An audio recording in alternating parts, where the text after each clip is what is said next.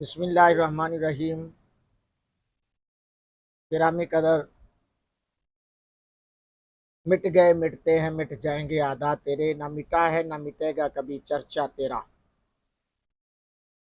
मैं रात ही कह रहा सी एक दो दोस्तों नू जी कि मेरे कायद ने क्या फरमाया कि नच्चन वाले दे पुत्र के आज़ादी जंग नहीं लड़ सकते। गल तो मेरे कायदे मोहतरम के मुँह च ना बस एवें निकली सी बाई चांस, लेकिन वो ऐसी हकीकत बनी है, वो अज तक हकीकत ही और इंशाल्लाह हकीकत रहेगी।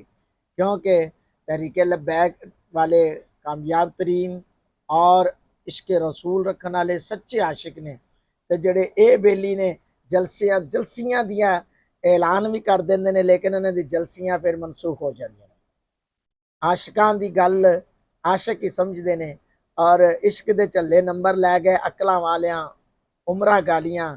और कल अदम करने वाले कल आप ही कल अदम होते जा रहे हैं। इंशाल्लाह मिट गए मिटते हैं मिट जाएंगे आदा तेरे, न मिटा है न मिटेगा कभी चर्चा तेरा। ताजदार खत्म नबूवत ओ जिंदाबाद जिंदाबाद।